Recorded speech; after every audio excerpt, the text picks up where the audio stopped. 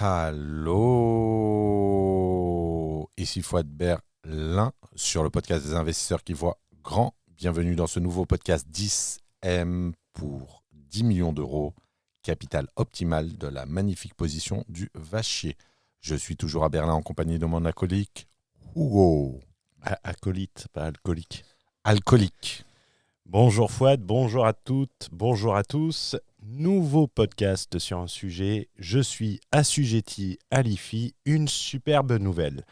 On redoute souvent le franchissement du seuil de l'IFI lorsqu'on est un investisseur ambitieux et notamment où on vise des gros objectifs, comme un point de bascule, une forme de punition fiscale.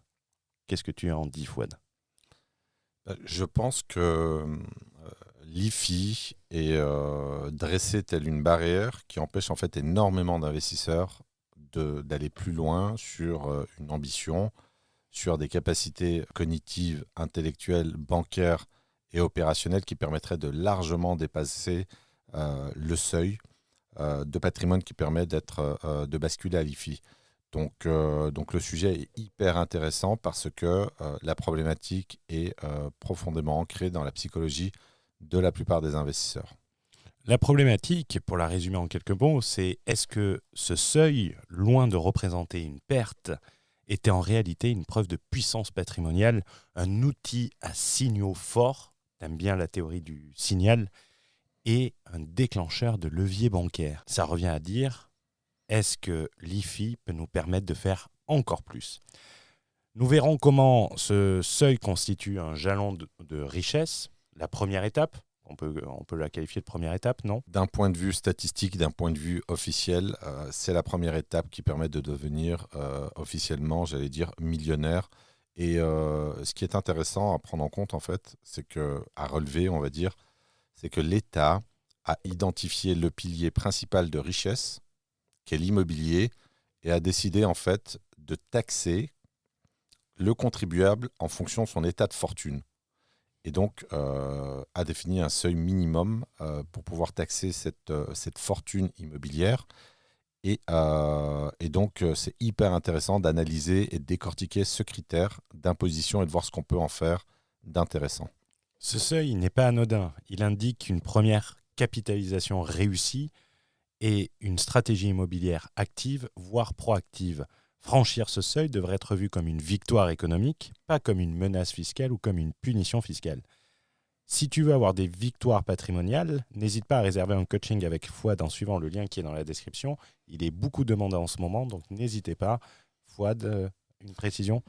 J'en fais énormément et je suis très content d'en faire parce que j'ai vraiment cette diversité de profils qui me permet en fait d'enrichir ma base de données et de développer en fait une expertise beaucoup plus pointue et de répondre à un certain nombre de problématiques différentes. Là, on enregistre on est début mai, je suis complet durant toute la durée de mai. Ensuite, ce que je fais, c'est que j'arrange parfois certains investisseurs qui sont relativement pressés en leur disant prenez une réservation et je regarde si je peux greffer le rendez-vous un petit peu plus tôt en fonction de certaines problématiques. Récemment, j'ai quelqu'un qui m'a contacté pour me dire écoute, Fouad, je dois acheter ma RP avec mon épouse.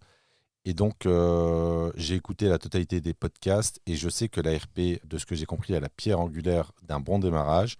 Donc, j'aimerais ne pas faire d'erreur.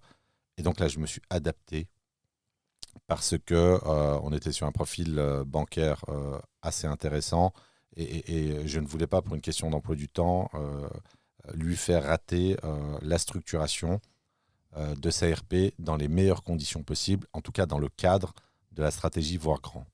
Donc, si vous voulez avoir des rendez-vous rapides, vous dites j'hésite entre le LMP et la SCI, je prends la décision après-demain. Voilà, payer et ensuite on peut discuter emploi du temps. Comment on appelle ça ?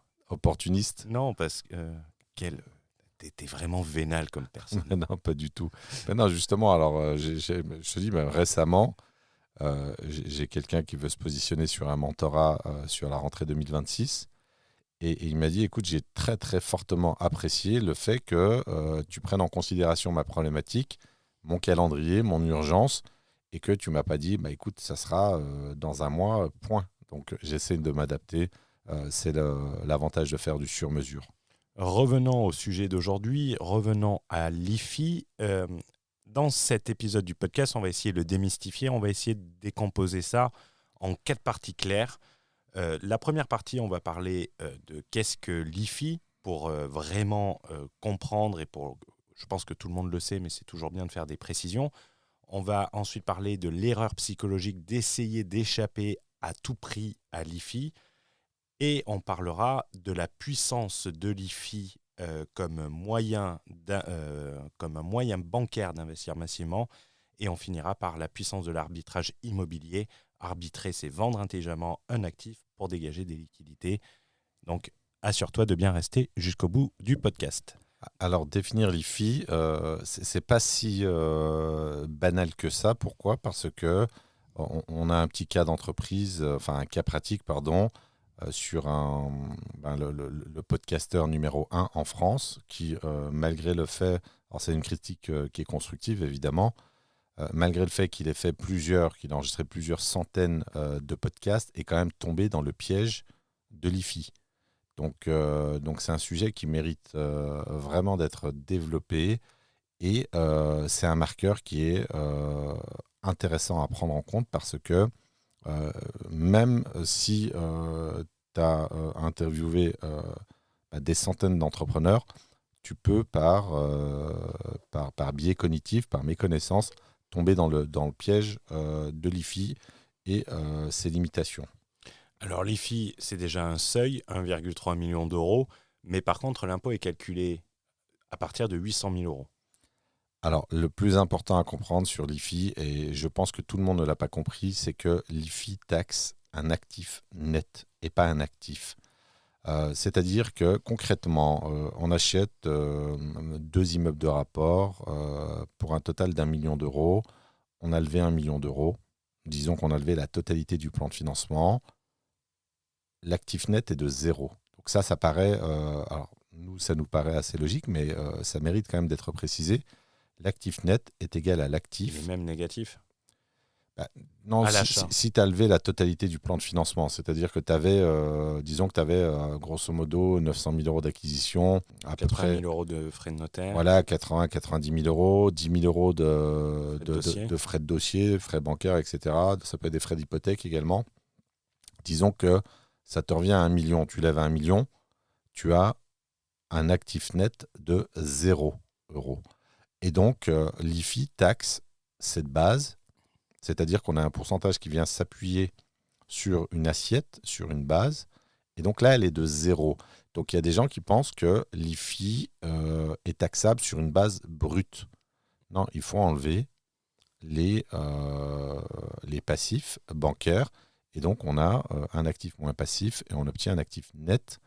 Et là, ce qui est intéressant, c'est que il y a ce que je vais appeler des acquisitions marginales qui ne sont pas imposables à l'IFI, tout simplement parce que, et c'est là aussi également, on a un autre élément, mais on en reparlera, la maîtrise de l'ingénierie bancaire, la maîtrise de l'outil bancaire, la maîtrise du 110%. On avait expliqué que 110% est une technique qui n'est pas maîtrisée par la plupart des gens. Alors, en réalité, c'est le 130%, mais on ne voulait pas trop rentrer dans les détails, mais maîtriser le 110%, c'est également une manière de neutraliser l'IFI, en tout cas les premières années. Et il faut bien préciser ce qu'on disait dans ce podcast, on mettra le lien pour ceux qui ne l'ont pas vu, c'est un outil. C'est un outil, tout à fait. Et qui nécessite de mettre en place des stratégies claires, nettes, pour y avoir accès. Et de manière systématique surtout. Alors, tu as totalement raison. Et c'est un outil qui est indispensable dans le cadre d'un blitz patrimoine, c'est-à-dire un patrimoine éclair. Éclair, c'est 5 ans. Hein. Je ne parle pas d'éclair au chocolat. Hein. Je parle d'éclair en termes de temporalité. C'est un outil qui est indispensable. Et donc, on sait que durant l'âge d'or du prêt immobilier, il était distribué. Aujourd'hui, il faut maîtriser sa création et son utilisation. C'est assez marrant parce que tu vois, sur Patrimoine Exponentiel, j'avais une candidature et la personne me disait mais c'est rapide à mettre le 110% en place. Je lui fais mettre tout en place, c'est quoi ? C'est un bon 3 mois ? Tout autour ? Alors déjà, ce qui est intéressant, c'est que ça se délègue, c'est pas toi qui le mets en place. Voilà, c'est des recrutements, mais tu vas devoir mettre, au travers de ton profil emprunteur, tu vas devoir mettre des choses en avant. Oui, et c'est pas une question de facile ou de difficile, c'est une question de méthode. Il y a une méthode Quand et il tu la faut, suis, c'est voilà, bon. tu suis ta méthode et dans la plupart des cas, on peut suivre la méthode. Et donc, il faut venir greffer cet outil pardon, dans ton processus d'acquisition en suivant la méthode tout simplement. Donc tu parlais des biens professionnels qui étaient... tu as fait une petite allusion sur, et je pense que c'est sur les biens professionnels qui ne sont pas assujettis à l'IFI. Alors, tu as totalement raison, il y a des biens qui ne sont pas assujettis à l'IFI et l'IFI ne s'applique pas sur un actif net de zéro. Donc ça, c'est deux éléments qui sont importants à prendre en compte. On peut donner un exemple de biens professionnels. Tu as l'acquisition de tes locaux professionnels, je sais pas moi, tes médecins, tes chirurgiens dentistes, tes radiologues, tu as tes locaux professionnels. Donc tu as un outil qui est utilisé par l'exercice de ta profession. En théorie, ce n'est pas assujetti à l'IFI. Et quand bien même ça le serait, ce sont des professions qui sont bien financées. Et donc tu Tu fais, l'auras à 110. ben voilà, tu fais un 110% et ton actif net est de 0 euros. Et donc, on a un taux qui s'applique sur 0, donc ça fait 0. Et mes love rooms. Alors, la problématique de tes love rooms, c'est que tu as un taux de rendement qui est énorme. Et donc, non, je plaisante. Non, Mais les love rooms, c'est affecté à l'activité professionnelle. c'est trop petit, sauf si ta love room est un bordel de 4000 mètres carrés, tu vois. Mais ça, c'est encore autre chose. On est ambitieux ici, On est ambitieux ici. Ou en Allemagne ou en France. partout. Et également le LMP, il me semble, a des Alors exceptions. le LMP, en théorie, Avec des exceptions très difficiles, mais voilà, en fait, n'est pas assujetti. Les biens détenus exploités en location meublée professionnelle ne sont pas assujettis à l'IFI. Mais il semblerait, j'avais lu un article, alors je ne sais pas si c'est on va mettre vrai des ou pas, guillemets. On va mettre des guillemets. voilà, à condition que l'activité ne soit pas déficitaire. D'accord. Donc, ce qui est quand même souvent le cas les premières années. Tu sais, ne t'inquiète pas, on a des fact-checkers, à mon avis, sur YouTube. Ils nous mettront des commentaires pour le dire. Et n'hésitez pas, c'est Mais en toujours tout cas, intéressant. à la base, ces biens-là ne sont pas assujettis à l'IFI. Alors, avant de passer à l'erreur psychologique d'essayer d'échapper à l'IFI dans une stratégie ambitieuse, j'ai parlé rapidement de patrimoine exponentiel, mais j'ai oublié de leur dire que s'ils ont envie de candidater et ne plus se soucier d'être assujettis à l'IFI, ils n'ont qu'à réserver avec le lien et rejoindre, je dirais, la communauté qui est sans doute l'une des plus professionnelles sur l'immobilier en France. Tu as eu des... Alors pour moi, en programme en ligne, en communauté en ligne, c'est le meilleur programme sur le marché, si ce n'est pas le seul. Si ce n'est le seul. Je n'ai pas fait d'autres, donc... Non, je parle du marché français en fait. Oui, mais j'ai pas fait, moi, chez d'autres formateurs. J'ai pas vu le contenu des Non, mais autres. moi j'ai regardé notamment les leaders du marché et on retombe toujours sur les mêmes problèmes, les mêmes carences. Il n'y a aucune expertise bancaire. Tu n'as aucun facteur, aucun critère stratégique. Alors, bon, de temps en temps, on se prend quelques mauvaises notes sur Apple Podcast parce que les gens ont l'impression qu'on descend les formateurs, mais ce n'est pas du tout le cas. Moi, je tiens vraiment à conserver en fait un discours de vérité qui me semble être de vérité. Ne pas faire preuve de fausse modestie à la française, ça c'est fondamental.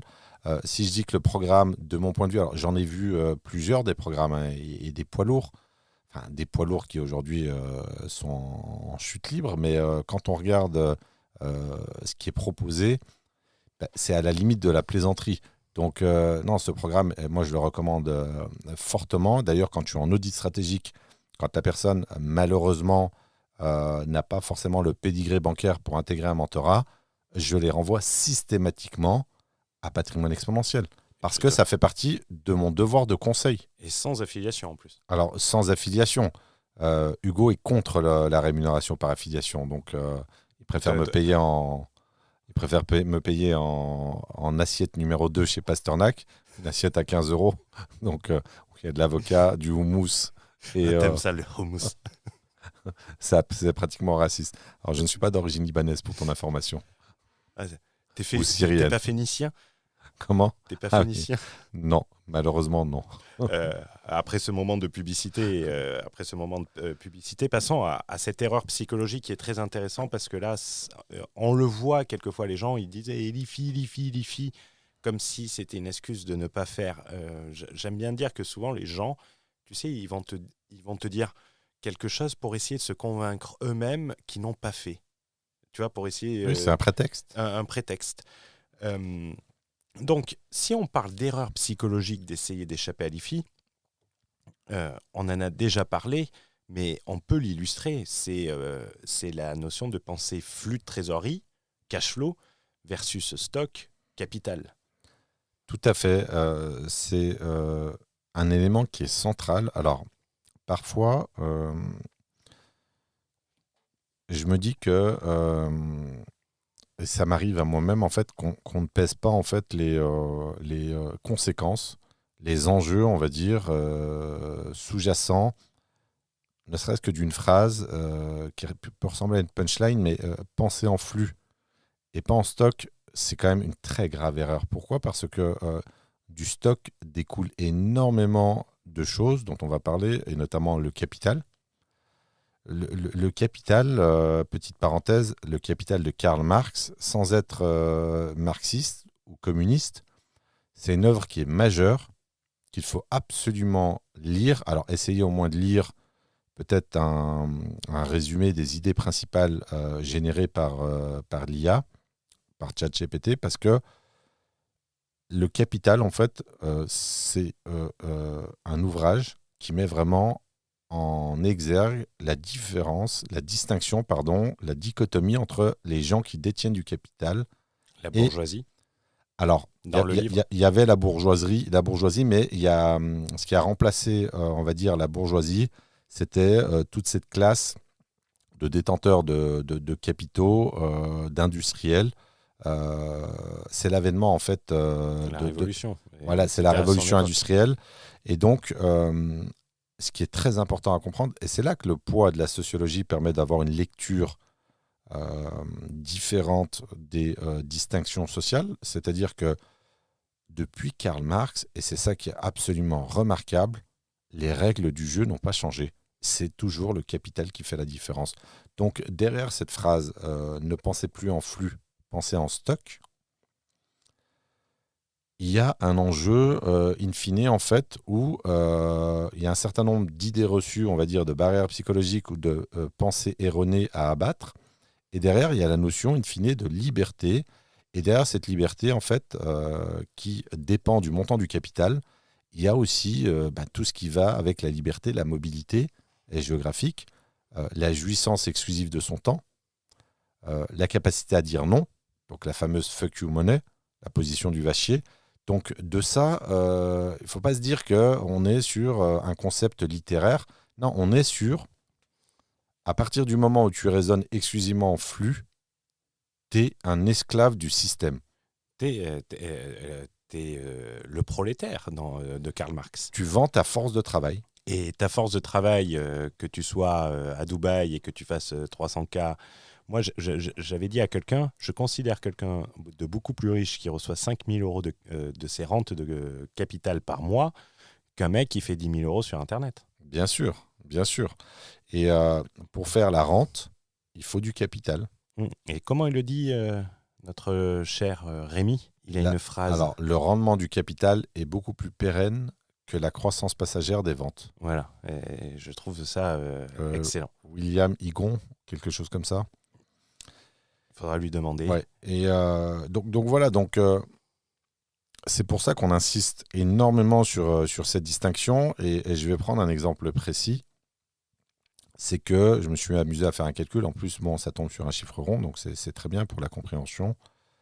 1 300 000 euros d'actifs nets, de capital net, est taxé à hauteur de 0,5% de mémoire à l'IFI, donc à l'impôt sur la fortune immobilière, ce qui correspond à 6 500 euros seulement, j'allais dire, même si évidemment, la France est un enfer fiscal, peut-être pas en matière immobilière, parce qu'avant d'en arriver à la vraie taxation, il faut amortir beaucoup de capital.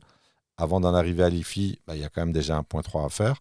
Donc 6 500 euros d'IFI, eh ben, ça correspond à, alors pardon, je vais le faire en sens inverse, 1,3, donc 1,3 million, ça correspond à 200 fois l'IFI.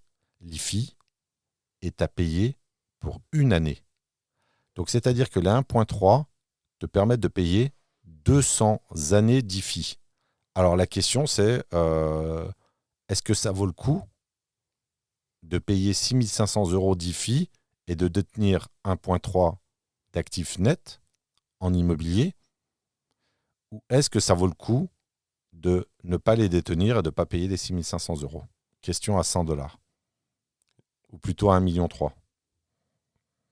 America, we love you. Alors je reviens des États-Unis. America, we fuck you. C'est quoi cette culture de dégueulasse? Fouad veut s'installer aux États-Unis. Il a adoré ce pays. Là, il est avec un chapeau de cow-boy. Il a le drapeau américain Harley Davidson. J'ai rencontré un Texan. Et quand il parlait américain avec son accent texan, je ne comprenais absolument rien. Mais c'était... on va passer, mais je suis très, très heureux et très fier d'être européen. Et en particulier, je suis très, très fier d'être français. Même si certaines personnes ne considèrent pas qu'on est totalement français. En tout cas, j'aime la culture française et j'ai pu mettre en comparaison la culture française avec la culture d'un autre pays occidental. Et la différence, alors les différences sont absolument colossales. Et en matière d'art de vivre, alors je le savais évidemment intuitivement, mais là j'ai eu vraiment une confirmation assez flagrante. On ne peut pas comparer vraiment l'art de vivre à la française avec des gens qui mettent de l'huile de palme dans du beurre de cacahuète. Comme si c'était pas suffisamment gras. Revenons à notre chère IFI et revenons à ce qui en découle, parce que en fait, ce qui en découle, c'est très intéressant puisqu'on retrouve ça sur le LMNP. C'est le biais fiscal. C'est un destructeur de croissance patrimoniale. C'est un peu pareil en quelque sorte. Et il y a beaucoup de points communs entre l'IFI et le LMNP, je trouve. Là où tu as raison, c'est qu'on retombe sur la colonne vertébrale de la stratégie, du blitz patrimoine, de l'investisseur qui voit grand. Et finalement, comme j'aime le dire, en fait, la psychologie est la colonne vertébrale de l'argent. Et à chaque fois que tu laisses tes biais cognitifs prendre le dessus, et le biais fiscal est extrêmement important, il y a le biais du rendement, le biais du cash flow, le biais de la cotisation sociale et de l'impôt sur le revenu, de l'IRPP, qui va t'empêcher de te prendre une vraie rémunération. Tous ces biais vont saboter en fait ta stratégie, et donc là, tu as totalement raison d'utiliser ce terme, c'est vraiment un destructeur de croissance patrimoniale. Et c'est là où il faut absolument en fait être dans une neutralisation en fait de ces biais. Et j'en profite pour, quand on parle de croissance patrimoniale, on parle de croissance exponentielle patrimoniale. Donc ça me fait penser à ce petit programme qu'il y a sur Internet, Patrimoine exponentiel. Non mais arrête, on va croire que j'étais payé là, c'est pas possible. Non, pas du tout. Mais non, pas du tout, parce que c'est l'antichambre du mentorat. Donc, ça me fait penser à quelque chose, parce que tu m'avais dit que tu voulais faire un coaching dessus sur les biais justement psychologiques. Et est-ce qu'on ne retrouve pas ici le piège de la substitution ? Alors, totalement. Est-ce qu'on peut le détailler ? Parce que moi, je sais ce que c'est parce que tu me l'as expliqué, mais je ne savais pas du tout ce que c'était avant. Je vais l'expliquer simplement parce que c'est un piège finalement d'ordre psychologique que j'identifie quasiment, alors, je ne vais pas dire à tous les audits stratégiques ou en faisant mes petites lectures sociologiques sur les réseaux sociaux, enfin sur le seul sur LinkedIn, parce que j'ai été obligé de me retirer des autres, beaucoup trop chronophage pour très peu de résultats intellectuels, on va dire. Le piège de la substitution, alors c'est le piège de la surrogation à la base, mais j'ai modifié le nom parce que je trouve que c'est beaucoup plus simple. En fait, ça consiste simplement à inverser un objectif, le développement de son patrimoine, en l'occurrence, avec un paramètre sous-jacent, donc un paramètre insignifiant, un paramètre, qui est la fiscalité. Donc finalement, qu'est-ce qu'on fait? On va se focaliser, je dis bien se focaliser, pas se focuser, donc on va se focaliser sur l'IFI, sur, je ne sais pas, sur, ça peut être d'autres paramètres, hein, sur le cash flow, exclusivement sur le rendement, sur le montant des cotisations sociales de son salaire, de sa rémunération, qui vont finalement définir l'amplitude de sa capacité bancaire. Donc en fait, au lieu de se concentrer sur le développement de ton patrimoine, tu vas te concentrer sur un paramètre largement inférieur, et donc tu vas le permuter. Tu vas faire une substitution entre ce paramètre et le grand objectif. Et là, tu perds de vue ta stratégie, et c'est assez grave parce que finalement, tu perds le contrôle et tu n'avances pas, tu as très très peu de résultats, et c'est quelque chose qui est très fréquent. Et les résultats, c'est quoi? C'est le renoncement. C'est qu'on pourrait dire renoncement irrationnel pour rester sous l'effet de seuil. On retrouve exactement. Tu te souviens de celui avec qui j'avais échangé de manière courtoise sur LinkedIn, qui disait la meilleure niche fiscale, c'est le LMNP, et limite, il faut rester sous les seuils. Tu te souviens pas, avec un nom complexe, là, polonais ou un truc comme ça là? Ah oui, un CGP, c'est ça? Un CGP, ouais. Oui, oui, j'ai oublié. Nicole Lawicki ou un truc comme ça. Là. Oui, je me rappelle très bien. Et d'ailleurs, alors tu vois, ce qui est marrant, c'est que... Top Voice, 100 000. Oui, mais justement, en fait, ces publications ne sont qu'un déroulé de défiscalisation. Et donc, c'est marrant, c'est qu'en fait, il n'attire que les gains petits. Et il avait fait une publication en disant qu'il pense arrêter LinkedIn parce que finalement, ça ne lui convenait pas d'avoir en fait beaucoup d'audience qui n'était pas prête à payer pour du conseil. Et donc, il avait même rehaussé les seuils d'éligibilité pour travailler avec lui. On était à 100K, il est passé à 250K. Mais ça montre que quand la production de ton travail, de tes idées consiste à ne vendre que de la défisque, bah, ne t'étonne pas d'attirer que des gens atteints du biais fiscal. C'est comme une maladie, malheureusement. Donc voilà. Alors moi, je pourrais résumer le truc sur l'idée, c'est je paye plus d'impôts, donc je m'appauvris. Et ça, c'est une erreur en fait qui est monumentale parce que c'est faux pour plein de raisons hein, qu'on détaillera durant le podcast. Mais l'impôt, en fait, ne fait que traduire un enrichissement. Et surtout, le plus important, à comprendre, c'est que le taux marginal d'imposition n'est jamais de 100%. Et ça, il faut qu'on le développe peut-être. Ouais, parce qu'on l'a déjà dit, on l'a déjà expliqué ce taux-là. D'ailleurs, tu m'avais posé la question, je t'avais répondu, et bien évidemment, tu m'avais dit que la réponse n'était pas correcte, alors que c'était exactement la même chose que tu disais. Ça, c'est... les gens ont peur parce qu'ils vont se faire prendre, mais c'est proportionnel à ton enrichissement. Alors, je vais donner un chiffre précis. Les 200 que tu as dit au début. Alors, mais disons que tu gagnes 100 € de plus en actif net et que tu as dépassé le seuil de l'IFI. Alors après, il y a une progressivité. Mais sur la première tranche, bah, tu vas payer combien? Tu vas payer 0,5% des 100. Donc 1%, ça fait 1. Donc tu vas payer 50 centimes d'euros d'imposition au titre de l'impôt sur la fortune immobilière. Donc la question, est-ce que ça vaut le coup de gagner 99,5 €, 99,50 € en s'acquittant finalement sur les 100 de 50 centimes, ou est-ce que ça vaut le coup de renoncer? De rester à 80. Non, de rester à la base précédente, c'est-à-dire de ne pas gagner les 99,50 € pour échapper aux 50 centimes. Je pense qu'on n'a même pas besoin de donner la réponse. C'est tellement... La réponse est vite répondue, comme dirait un grand philosophe. Alors, la question, elle est vite répondue, comme dirait un philosophe suisse. Péruvien, non? Non, il est suisse, je crois. Et ça met vraiment en évidence l'absurdité. Et on verra une absurdité qui frappe certains CGP. On a le cas pratique où j'avais écouté un podcast et j'étais sidéré de la qualité médiocre, enfin, de la mauvaise qualité et même des conseils erronés qui étaient donnés à un cas concret, en fait, sur une étude de patrimoine. Et donc, la personne qui était concernée par cette étude et qui allait... C'était chez Mathieu Stéphanie, la femme. Voilà, ben, ça, on le C'est développera.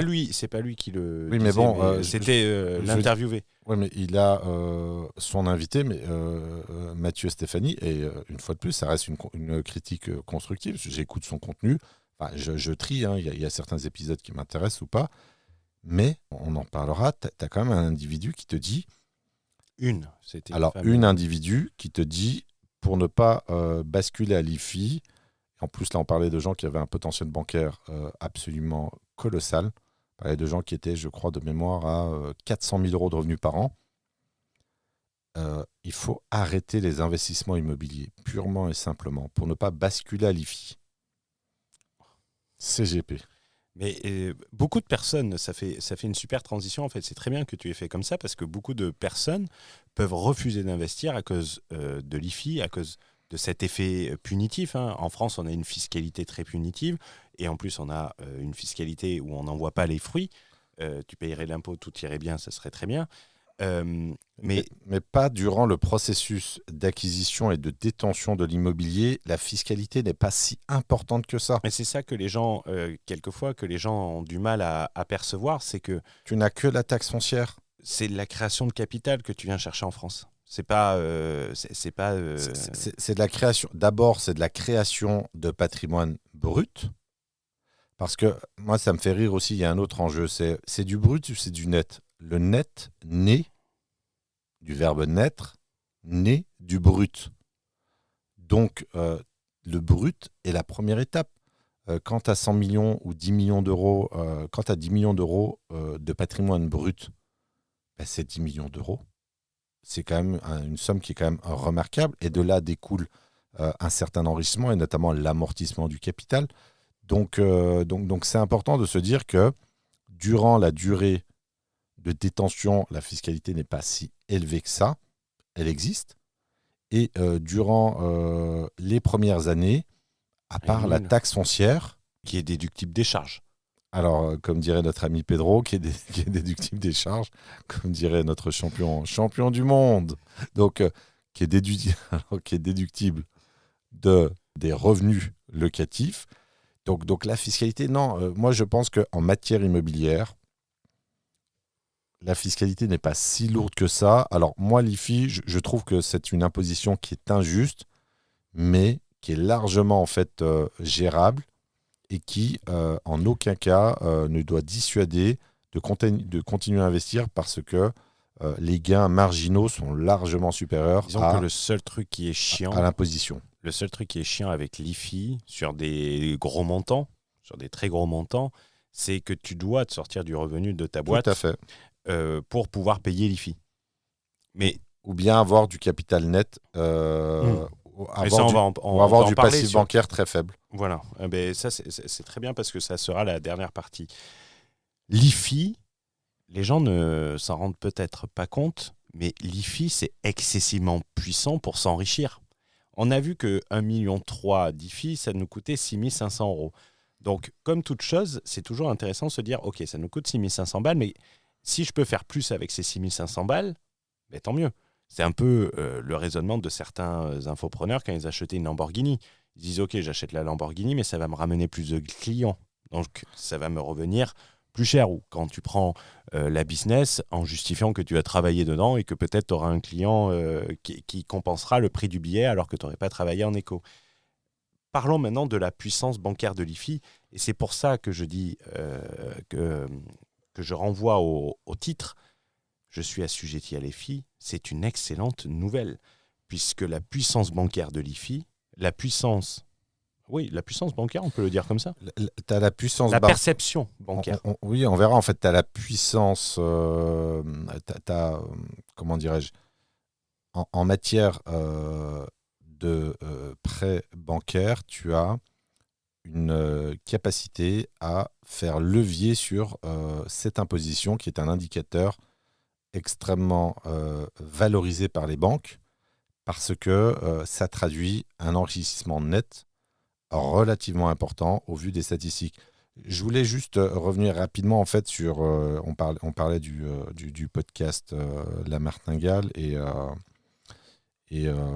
fait c'est vrai que quand tu arrêtes tes investissements, tu as vraiment en fait ce coût d'opportunité, ce coût de renoncement qui est quand même très fort. Et sur certains profils, et notamment je vois sur les profils que j'accompagne en mentorat, malheureusement, la poignée d'euros que tu essaies d'économiser vont te coûter des millions d'euros. Donc le coût d'opportunité, il est littéralement en millions d'euros. Et ça, il faut le comprendre parce que on ne parle pas de petits chiffres, hein, on ne parle pas de manque à gagner de 10 000, 20 000, 50 000. On parle de millions d'euros de patrimoine. On parle de arrêter un processus de capitalisation, et la capitalisation est le nerf de la guerre, puisque c'est la capitalisation qui alimente le capital, et c'est lui-même qui garantit une position de liberté, de mobilité, etc. Donc cette perte est très grave et très importante parce que elle aura des conséquences en fait à court, moyen, long terme assez importantes. Et ce qui est grave, c'est qu'elle est alimentée par une phobie fiscale sur un impôt qui vient taxer une fortune et qui est pas si finalement conséquent que ça. Donc voilà. Et franchement, je pense que nombreuses sont les personnes qui peuvent être concernées par le sujet pour une simple raison, c'est que, et notamment sur les zones tendues ou sur les villes patrimoniales, c'est que il y a ta résidence principale qui est concernée par l'IFI, même s'il y a un abattement de 30% sur sa valeur. Et donc finalement, tu pourrais te dire, bon, moi j'ai un actif net par exemple de 700-800 000 euros sur ma résidence principale ou 1 million d'euros, peu importe. Et là, si je vais sur du locatif, je vais basculer à l'IFI très rapidement. Donc ce qui est con parce que une fois que tu as fait ta RP, c'est quand même très dommage de ne pas, en France, continuer ton parcours d'investisseur immobilier parce que, on le sait, la France est un paradis bancaire. Tu te souviens de la remarque d'Auguste? J'avais fait une petite blagounette à l'introduction du podcast. Alors, pour ceux qui n'ont pas vu le podcast, c'est Auguste, il a levé 8 millions d'euros en combien de temps, Fouad? Une bonne année, on va dire. Une bonne année. Il a mis combien d'apports? 0. Il a fait une seule acquisition? Il est même en apport négatif. Non, il en a fait plusieurs. Voilà. Donc, il s'est fait bloquer par les banques? Non. Ah, et il avait dit, j'avais dit en rigolant, est déjà assujetti à l'IFI. Et il me semble qu'il avait répondu, malheureusement pas encore. Je m'en souviens plus, mais ce qui est incroyable en matière d'enrichissement, en matière de patrimoine, c'est que cette rafale d'acquisition en millions d'euros n'a engendré aucune imposition à l'IFI. Même s'il s'arrête aujourd'hui, il lui faudrait quoi, 5 ans? Après, il faut calculer l'amortissement du capital, mais comme on a des différés de remboursement, donc on ne rembourse pas. C'est pour ça que le différé de remboursement est un outil à savoir utiliser et à savoir demander et à à savoir négocier. C'est un autre outil stratégique parce que on en a besoin également dans la holding à 5 temps. On en a besoin également pour réduire le frottement à l'IFI. On en a besoin pour créer de la trésorerie. On en a besoin pour énormément de raisons. Donc, c'est un autre outil qu'il faut savoir utiliser. Et qu'il faut savoir demander parce que tout à fait. Les gens, quelquefois, c'est la position du mendiant bancaire et de la personne qui va récupérer un crédit. Tout à fait. Donc, on revient sur la puissance bancaire de l'IFI. Ok. Donc, le fait d'être assujetti à l'IFI, ça va faire quoi? Ça va traduire la solvabilité des emprunteurs. Il faut savoir qu'en France, on te prête la banque particulière. Les gens n'arrivent pas à faire la différence banque particulière et banque professionnelle. Ça veut dire que la banque va te prêter plus facilement. Moi, j'aime bien faire des métaphores quelquefois de dire tu préfères prêter 50 000 euros à quelqu'un qui est assujetti à l'IFI et propriétaire ou est-ce que tu préfères prêter 50 000 euros à quelqu'un qui vient de lancer sa boîte et qui fait 10 000 euros le premier mois? Et qui est locataire. La réponse est vite répondue également. Et ce qu'il faut comprendre, c'est que également, ça va augmenter, ça va te permettre d'aller plus vite dans les financements professionnels, puisque dans les financements professionnels, tu vas avoir une caution personnelle sur les financements pro. Alors, que ce soit sur les financements pro, Perso, mais même sur les financements via de la société civile immobilière, en production de prêts particuliers, la caution solidaire est quasiment systématique, automatique. Donc, évidemment, la caution solidaire d'un individu qui pèse plus d'1,3 million net n'a absolument rien à voir avec la caution solidaire de quelqu'un qui a un actif net proche de zéro. Et ça compte. ça peut servir également dans le rachat d'entreprise, parce que tu es caution également. Tout à fait. À partir du moment où tu es en contact avec des banques pour demander des prêts, que ce soit immobilier ou autre, prêt d'entreprise, ce que tu veux, même un prêt à la consommation pour acheter ta bagnole, même si ce n'est pas forcément ce qu'on recommande, ton actif net, s'il est important, joue largement en ta faveur. Donc l'IFI comme signal positif de solvabilité bancaire, la théorie du signal, tu en as parlé sur plusieurs podcasts, mais est-ce que tu peux l'expliquer, la théorie du signal ? Alors, dans le cadre de l'IFI, tu vois, parce que l'émetteur, le récepteur, tout ça, on en avait parlé, mais oui. d'essayer, au travers de cet exemple de l'IFI, d'expliquer la théorie du signal. Alors, je vais l'expliquer, mais d'abord, en fait, sur la théorie du signal, en fait, ce qu'il faut comprendre, appliqué à l'impôt sur la fortune immobilière, c'est que c'est un signal qui est coûteux. Pourquoi est-ce que c'est coûteux ? Parce que envoyer ce genre de signal, en fait, ce n'est pas accessible à tout le monde. Envoyer un signal qui dit « je pèse au minimum 1,3 », c'est un signal qui est un coût en termes d'émissions, en termes de production, parce qu'il faut pouvoir atteindre ce seuil. Donc ça, c'est coûteux.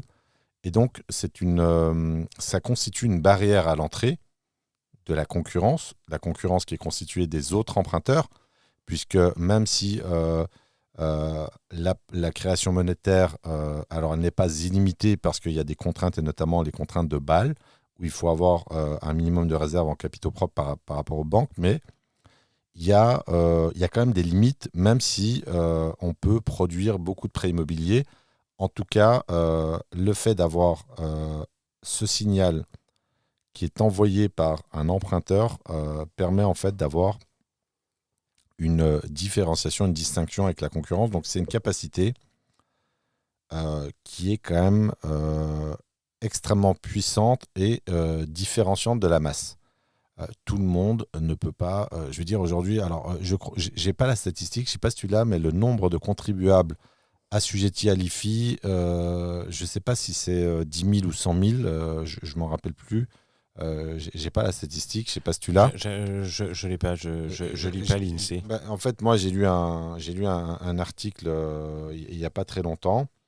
Donc il y a quand même un certain nombre de personnes assujetties à l'IFI, mais sur des dizaines de millions d'emprunteurs, pardon, C'est pas beaucoup. C'est une goutte d'eau. Ben, moi, je peux dire, je préfère limite surévaluer légèrement mes biens pour être assujetti à l'IFI et envoyer un signal positif et en payer le prix, que sous-évaluer les biens qui dépasseraient l'IFI. Je peux parler de cette anecdote parce qu'il en a parlé en public, mais j'écoutais pas une conférence, mais si je regardais une vidéo de Gilles Grimm, qui est un investisseur, le pompier. Anciennement le pompier, qui est devenu un mania de l'immobilier, pour le coup un vrai mania. Et après, c'est quelqu'un qui a investi, je crois, à partir des années 80 ou 90. À Paris, non, principalement. À Paris, même exclusivement. Et proche couronne. Je crois principalement à Paris. Dans les débuts, il a fait une vraie déclaration erronée pour être assujetti. Alors, peut-être pas dans les débuts. Non, lui, c'était à l'ISF. Donc, ce qui est encore différent, en fait, qui est l'ancêtre de l'IFI. Donc, il avait fait une déclaration erronée à l'ISF, l'impôt de solidarité sur la fortune, pour pouvoir en fait faire exploser son scoring bancaire. C'est donc intelligent. Alors c'est malin. Et être malin, une fois de plus, être malin, ce n'est pas être roublard. Être malin, est une compétence entrepreneuriale. Donc, on parle de quelqu'un qui a dû monter, je pense qu'il doit avoir 40 millions d'euros de patrimoine immobilier. Ouais, c'est intéressant. J'ai retrouvé, je crois que... alors, on m'indique sur 2024, c'est 186 000 contribuables. Alors, dedans, je pense qu'il y a beaucoup de résidences principales, notamment à Paris. Mais bon, 186 000 contribuables sur... il doit y avoir... Millions. Non, peut-être pas 40 millions. Je pense qu'il y en a peut-être parce que tu as des foyers. Il doit y avoir 30 millions. À mon avis, je pense qu'il y a 30 millions de foyers fiscaux. Donc, on voit que c'est une minorité. Et parmi tous ces gens-là, il y a combien d'investisseurs immobiliers qui visent en fait à jouir et abuser du levier bancaire français? Il doit y en avoir une poignée. Une grosse poignée, mais une poignée. Qu'est-ce qu'on peut dire sur l'IFI comme augmenteur, mais ça ne se dit pas en français, ça se dit en anglais. Qu'est-ce qu'on peut dire d'autre? Est-ce que tu as d'autres choses? Alors, je voulais terminer sur ta question sur la théorie du signal qui est très très importante parce qu'en fait, à partir de cette théorie, je bâtis tout un système de préparation du profil d'emprunteur et également je procède à un arbitrage systématique d'ordre stratégique pour remettre les choses à plat parce que l'idée, c'est vraiment d'envoyer cette rafale de signaux extrêmement positifs à la limite de l'anormalité en fait. Il faut que ce soit très très très positif parce que derrière, on ne laisse absolument rien au hasard et aucun signal négatif n'est toléré dans le cadre du Blitz Patrimoine. Donc le petit mot là-dessus, c'est que le signal, en fait, c'est une information qui est donnée par un émetteur et donc qui aide en fait, et ça c'est le plus important. Dans la banque et dans alors l'emprunteur, tout à fait, c'est l'emprunteur. Et il aide le récepteur qui est la banque à prendre une décision. Et c'est ça qui nous intéresse. Et quelle décision est intéressante pour l'investisseur? L'octroi de financement. L'octroi du prêt, exactement. Donc en fait, il est nécessaire de signaler aux banques qu'on est un emprunteur sérieux, crédible et solvable. Ça, c'est très important. Et la question de la crédibilité du signal, elle est très importante parce que la plupart des gens ne s'en aperçoivent pas, mais ils envoient des signaux négatifs qui informent le prêteur qu'ils sont non crédibles. Moi, je leur dis qu'ils foutent le laser dans l'œil, tu vois. Non, du banquier, là. Tiens, reçois mon signal. Fouad m'a parlé de la théorie du signal. Tu captes ou pas? Donc voilà, mais juste dernier mot sur qu'on prenne le temps, c'est quand même fondamental. La théorie du signal, en fait, la théorie des signaux, elle est développée dans le cadre de la théorie des contrats. Et quel contrat nous intéresse? Le contrat de prêt. Le contrat de prêt qui se matérialise en fait par des offres de prêt. Donc on est dans ce que j'aime là en fait, c'est ce que j'appelle de la théorie opérationnelle, du concept opérationnel. Donc on a quand même quelqu'un qui a développé une théorie extrêmement puissante, innovante à l'époque. Et là on est dans une application concrète, opérationnelle de la théorie, en mettant en application ce qui a été découvert, ce qui a été conceptualisé en se disant, voilà, donc je suis l'émetteur, et donc j'ai un cartel bancaire qui constitue quelques récepteurs, et là je vais m'organiser pour envoyer vraiment cette rafale de signaux extrêmement positifs et crédibles. Et l'IFI est un des signaux qu'on envoie. Et ce qui est marrant, tu vois, parce que en fait, une banque, pour prendre sa décision, elle le prend sur pas beaucoup d'éléments. Mais par contre, ce peu d'éléments que tu lui donnes envoie une quantité d'informations que les gens n'imaginent pas. Là, tu as totalement raison. Et je pense que l'assiette qui est taxée à l'IFI, donc qui est l'actif net, est quasiment aussi important, voire plus, que le montant d'épargne visible qui permet en fait d'alimenter la notation bancaire. L'épargne BCE, rappelle-toi. L'épargne BCE. Recours. Exactement. Donc l'idée, c'est vraiment, je suis à l'IFI, je suis solide, vous pouvez me faire confiance. On ne dit pas aux gens d'aller faire une fausse déclaration. Là, en plus, on rentre dans la période déclarative, n'allez pas faire non, c'est pas ce que j'ai dit, évidemment. Mais si, alors, on ne l'a peut-être pas précisé, mais on parle de mon cas, en fait. Je suis à l'IFI, je suis largement à l'IFI. Je suis très très content d'être assujetti à cet impôt parce que tu me payes un repas communiste dans un, Je me paye. dans un restaurant communiste. alors qu'il a fortement augmenté ses prix. Ouais. Qui a Il n'y a fortement même pas de augmenté. caviar. Alors par contre, en revenant des États-Unis, je me suis aperçu qu'en Allemagne, la restauration relevait du hard discount. Donc aux États-Unis, Bon, c'est la alors folie, ça fait le peur. pire c'est Miami, c'est 2 salades César, une pizza et je sais pas moi, un truc pour les enfants, c'est $250. Et tu vas rigoler. J'ai ma compagne qui était allée à Miami pour le travail et elle adore les huîtres. Elle se prend un plateau, une douzaine d'huîtres, Ah oui. elle se prend une bouteille de vin. Combien? Je lui fais, t'as regardé le prix avant? Elle me fait, non, les huîtres sont pas très bonnes. Elle en a eu pour toute seule. Hein. C'était dans les 180-190 $. Je lui fais, la prochaine fois, tu regarderas. À ce prix-là, tu as du caviar en France. Ouais. Le caviar, moi, j'aime pas ça, je préfère le foie gras. Revenons à nos moutons. Donc la Revenu. perception bancaire se travaille. Se travaille minutieusement parce que, en fait, c'est pas difficile, mais c'est plein de petits éléments faciles à mettre en place. Mais par contre, si t'en manques un, ben, ton signal, il est complètement erroné. Tu as ça, mais tu as également, quand tu as l'opportunité de basculer à l'IFI, Oui, il ne faut surtout pas freiner des cas de fer. Pourquoi?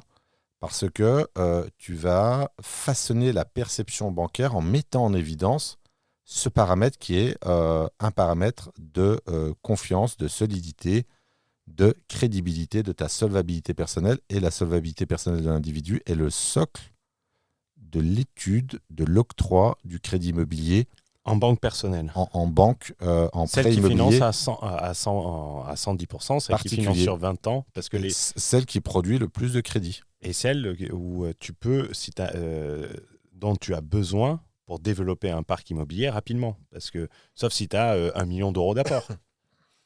C'est ça, quelquefois, les gens s'en rendent pas compte. Moi, les gens, ils arrivent, et ils me disent je veux faire 5 millions d'euros de patrimoine. J'ai fait en combien de temps tu vas mobiliser 1 million d'euros d'épargne? Il va dire en 40 ans. Ben, très bien, il te faudra 40 ans en allant en banque professionnelle. Et ça, les gens en ont besoin.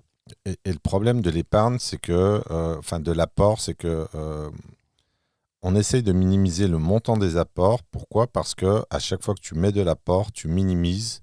Ton épargne. Alors, Et évidemment, ton profil emprunteur. et voilà, tu minimises ton scoring bancaire, ta notation. Et c'est ça le fond du problème, en fait. C'est pas une question de refus systématique ou d'état d'esprit consistant à vouloir ne pas mettre d'apport. C'est simplement tu vas réduire, tu vas impacter négativement la qualité de ton profil bancaire. Tu te souviens, il y avait un mec sur le 110% qui m'avait mis en commentaire, ou je sais pas si c'était lors d'une candidature que j'avais refusée. Le mec me disait non mais j'ai pas besoin d'épargne parce que on finance à 110%. 110% aujourd'hui. Alors jusqu'en 2022, c'était peut-être vrai. Mais maintenant, il faut pas sur un empire, mais c'était quand même vrai. Et maintenant, il faut maintenant, c'est un critère. C'est le nouveau paramètre, j'allais dire, de distinction des investisseurs. Alors, les revenus, ça a toujours été extrêmement important, mais le montant de l'épargne fait la différence. Oui, tu vois, par exemple, sur Patrimoine Exponentiel, j'ai eu un retour d'une personne qui a demandé les critères d'épargne. Crédit agricole. Donc, une banque, un gros investisseur immobilier, est-ce qu'il peut se passer du crédit agricole? Non, j'ai changé avec un conseiller du Crédit Agricole, avec un banquier de type signe noir, et il m'a donné les dernières statistiques, c'était il y a 1 mois et demi. La part de marché des caisses du Crédit Agricole en France sur le prêt immobilier, c'est 40% maintenant. 40%. Mais le Crédit Agricole demandait aux membres, il regardait dans le dossier un équivalent épargne de 24 mois de mensualité. Ouais. Et le banquier avait besoin de ce critère. Donc, est-ce qu'on peut parler, en guise de dernière partie, parce qu'on a dit oui, l'IFI c'est bien, mais faisons en sorte comment on peut minimiser l'impact de l'IFI tout en maximisant son patrimoine immobilier. Quel est l'outil que tu utiliserais pour faire ça? D'abord, en fait, je crois que je l'avais dit précédemment, en fait, chaque nouvelle acquisition bien financé, avec la bonne ingénierie bancaire, n'impacte pas l'IFI, ne concerne pas l'IFI. Pourquoi ? Parce que sur le papier, même si on a fait une bonne affaire, sur le papier, l'actif net est de 0 et donc l'imposition est nulle. Donc ça, c'est le premier élément. En fait, la meilleure manière finalement de ne pas payer de l'IFI tout en continuant à investir, c'est de financer la totalité de son plan de financement, de ses besoins de financement sur une opération par des financements bancaires. Et quand tu as un actif net plus important? Alors, quand tu as un actif net plus important, tu as une possibilité finalement qui est assez stratégique. Donc, c'est le fait d'arbitrer en fait. Donc, vendre.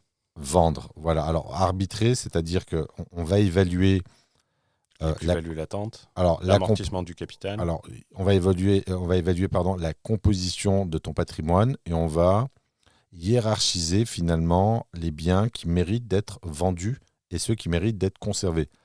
Tu as un bien qui a 1 an de détention, tu as un actif net qui est proche de 0, tu as une hypothèque dessus, il n'y a aucune raison rationnelle de vendre sur les critères que je viens d'énoncer. Donc l'arbitrage finalement... Tu as limite perdre de l'argent. Si tu n'as pas bien acheté ou si tu as acheté au prix du marché, tu peux perdre de l'argent parce que là-dessus, tu as les frais de notaire et tu as les frais d'hypothèque qui ne sont pas non plus insignifiants. Hein. C'est de l'ordre de 1% d'acquisition. Et les frais d'hypothèque, c'est pas comme les cautions, on ne te le rembourse pas. Ah oui, les frais d'hypothèque. Alors, il y a certaines sociétés de cautionnement qui ne te remboursent pas, mais, et d'ailleurs, tu n'as pas de déductibilité fiscale pour certaines primes. Sur les sociétés de cautionnement, parce que c'est un système de mutualisation du risque, contrairement à l'hypothèque qui est réglée, qui est perdue, entre guillemets. Donc l'idée, c'est que, et d'ailleurs, moi, en audit stratégique, la première chose que je regarde, c'est la composition du patrimoine et qu'est-ce qu'on peut en faire. Et souvent, en fait, des investisseurs, des joueurs, ont des cartes en main et n'ont pas conscience de la puissance des cartes qu'ils ont en main. Et mieux que ça, j'ai certains investisseurs qui ont fait une erreur sur certaines acquisitions et de cette erreur, alors, tu sais, on peut en tirer un avantage. Finalement, une qualité, c'est peut-être leur meilleure carte finalement. J'ai pensé à quelque chose. J'en ai fait une métaphore lors d'un appel de patrimoine exponentiel où je disais avoir fait des erreurs, dans certains cas, ça peut t'aider à aller beaucoup plus vite. En faisant une métaphore, en disant en fait, c'est un peu comme une plongée, atteindre un objectif. Tu veux faire 10 millions, il faut que tu plonges à 10 mètres, mais il faut revenir à la surface. Donc un boulet peut t'aider à aller plus vite, mais par contre, si tu ne sais pas le détacher et si tu ne sais pas t'en défaire, tu ne remonteras jamais, ça ne marchera jamais. J'avais utilisé cette métaphore pour... peut-être que la personne nous écoute sur le podcast, et j'avais utilisé cette métaphore en disant ne t'inquiète pas, ça peut être un accélérateur si, cependant, tu l'utilises correctement. Si tu l'utilises correctement et que quand on te dit il faut faire ça, parce que tu sais, tu as des gens, tu as beaucoup de gens sur... on peut le voir, ils cherchent la solution miracle et essayent de trouver comme s'il y avait des hacks. Tu sais, des solutions secrètes, magiques, choses comme ça. Non, il faut appliquer pour reproduire. Il n'y a pas forcément de solution secrète, mais il y a des solutions mises en évidence par des investisseurs aguerris, des outils. Donc ça, c'est, j'ai envie de te dire, c'est différent du secret, mais tu as surtout dégagé en fait de la stratégie dans l'exécution en fait de son plan d'investissement. Ça, c'est vraiment important. Parce que les gens parfois ne se rendent pas compte des erreurs qui ont été faites et de ce qu'on peut faire en fait à partir de ces erreurs. Et pour en revenir sur l'arbitrage, donc on dégage des fonds au travers de l'arbitrage et on fait un effet de levier sur ces fonds et donc on produit encore plus de monnaie avec le mécanisme de création monétaire au travers du crédit. Tout à fait. Finalement, l'arbitrage, il est beaucoup plus pertinent quand on a un actif net supérieur à 1,3 million. Pourquoi ? Parce que, admettons, je vais partir sur une hypothèse radicale, extrême, on liquide la totalité du patrimoine immobilier. Alors, on se retrouve avec 1,3 de liquidité. Et là, évidemment, avec 1,3 million, on explose la qualité du scoring bancaire et avec ça, on fait un certain nombre de choses. Donc, on a la possibilité. Je vais je vais simplifier en fait sur un coefficient multiplicateur. Les gens parfois me demandent combien d'épargne il faut. Je leur dis, écoutez, je vais me mettre entre un seuil minimum sur l'investisseur qui a les bons outils et les ratios imposés aux banques. Ouais, tu fais x10. Je peux faire entre x10 et x20, c'est-à-dire entre 5 et 10% en fait, de fonds propres par rapport à l'objectif. Si on prend x10, avec 1,3 million, ça fait 13 millions. x10, ça paraît beaucoup, mais c'est ce qu'on peut largement observer sur le terrain. C'est-à-dire qu'une banque qui arrive sur un 110% qu'on sait faire et qui va dire, bon, ben voilà, vous mettez 10% d'apport. Oui, pour une opération qui peut être des opérations où l'apport est indispensable. Et aller sur des opérations beaucoup plus rentables, de la petite promotion immobilière. Non, mais même dans le cas d'investissement locatif, si la banque dit, bon, ben voilà, vous mettez 10% d'apport, admettons qu'on conserve 300 000 euros d'épargne prudentielle et 300 000 euros d'épargne visible pour alimenter le scoring bancaire, eh bien, il reste le million d'euros. Et à partir de ce million d'euros, si on fait un coef 10 sur une base de 10%, ça fait 10 millions d'euros.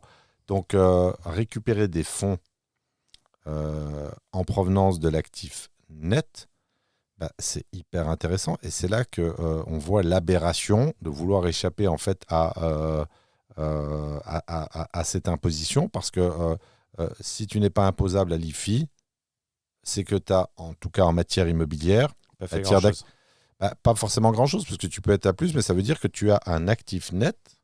Ridicule. Non, je dirais pas ridicule, mais qui est en dessous du seuil qui est 1 300 000 euros. Et là, il faut quand même prendre la mesure en fait de cet indicateur. Alors, je pense, l'État ne l'a même pas fait exprès. L'État n'a même pas fait exprès. Alors, je pense pas, sauf si on est vraiment gouverné par des intellectuels. Alors, même des gens brillants en matière. Ils sont pas cons. Ils sont pas opérationnels, mais ils sont pas cons. Je dirais pas qu'ils sont. Alors, ils peuvent. Alors, sauf si vraiment tu as des gens qui ont vraiment une vision extrêmement précise de la sociologie des libertés, du poids du capital, etc. Mais en fait, c'est on a des bons gauchos en France. En fait, on taxe. Ouais, mais bien sûr. Les plus grands sociologues sont français. Donc, ils sont tous de gauche. Non, mais en fait, l'idée, c'est que ce qui est incroyable, mais je pense que c'est une coïncidence. Alors, peut-être que je me trompe, mais on taxe ton socle de liberté. Plus tu montes en actif net, donc en capital, plus l'État taxe ton degré de liberté. Et c'est là où, la mécanique est quand même assez puissante sur le biais cognitif.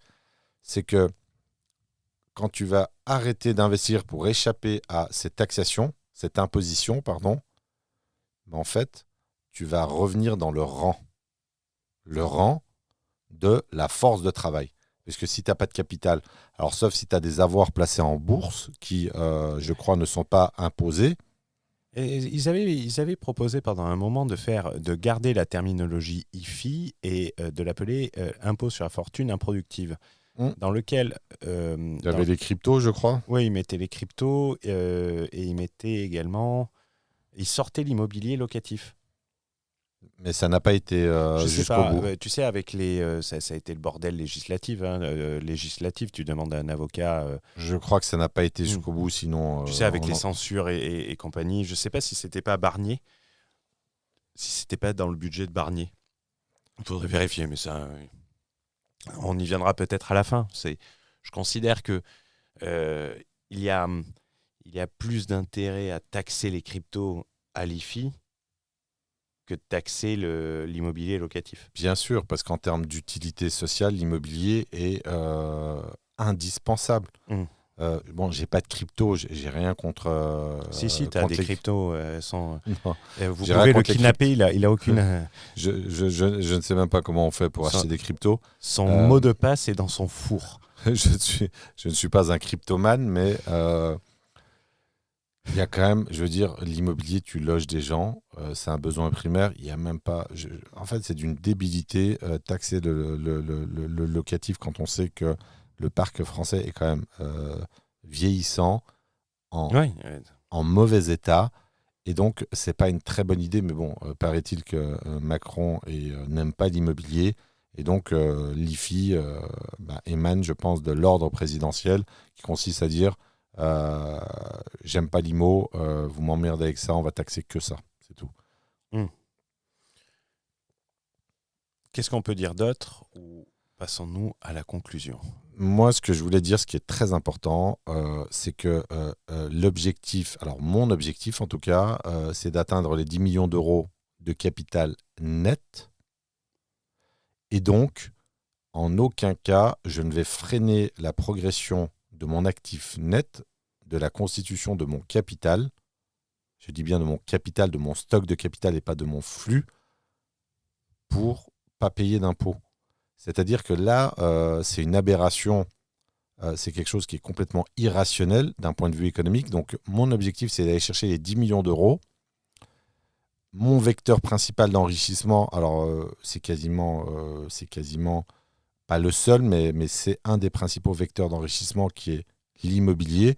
Donc, l'IFI, c'est une imposition qui Je est l'accepte. emmerdante, mais je compose avec et le gain, l'actif net marginal est largement supérieur à son taux d'imposition. Donc voilà, et j'insiste sur le fait que, de mon point de vue, on est libre quand on a du capital. Ça, c'est important. Et on a de la mobilité sociale, de la mobilité géographique quand on a du capital. C'est très marrant parce que j'ai prévu de faire un podcast avec toi où je l'avais intitulé Cash flow versus actif, flux versus stock. Et j'aimerais bien qu'on le fasse parce que ça peut être très intéressant autant dans le business, autant dans une stratégie, autant dans une stratégie d'enrichissement dans son ensemble. Ça peut être très très intéressant. Donc je pense qu'il est temps de conclure sur ce magnifique podcast. Donc que peut-on nous dire en guise de conclusion à part n'ayez pas peur de l'IFI et foncez. Désolé pour la notification. Toi aussi, tu as dû la recevoir. Monsieur Fouad, pour la conclusion? La conclusion, c'est que l'IFI est un symptôme d'avancée. D'enrichissement. C'est un marqueur financier et social. C'est un marqueur bancaire de l'avancée d'un investisseur. C'est un marqueur de sa solvabilité personnelle. C'est un marqueur du pédigré de sa caution solidaire. Et donc, être assujetti à l'IFI, c'est une excellente nouvelle d'un point de vue stratégique quand on souhaite continuer à investir en immobilier. Et donc, il ne faut pas avoir peur de l'impôt.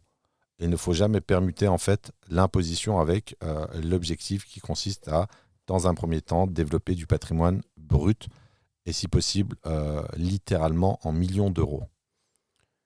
Je n'ai rien à rajouter à ça. Je voulais te remercier pour cet épisode, reprise après une longue trêve, et remercier les auditeurs de leur fidélité et qui n'hésitent pas à commenter, puisque cet épisode est venu d'un commentaire sur YouTube, où c'est sur l'avant-dernier épisode, où un membre a dit vous pouvez faire un épisode sur l'IFI, et l'IFI comme un problème.